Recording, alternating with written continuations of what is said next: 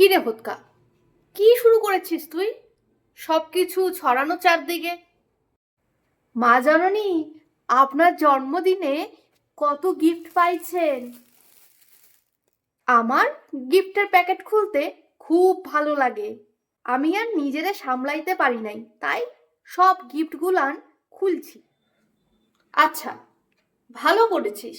তা কি কি গিফট আছে? এই দেখেন মা জননী, একটা ইন্ডাকশন চুলা। আমি তো এইটাতেই আজ থেকে রান্না করব। আচ্ছা করিস। দেখেন কি সুন্দর একটা পুতুল, এইটা বুক সেলফে রাখবেন। তুই রেখে দিস। মা জননী, কি হলো? মা জননী, এই দেখেন একটা বই। আপনার তো বই পড়তে খুব ভালো লাগে, এইটা আপনার পছন্দ হবে। কই দেখি।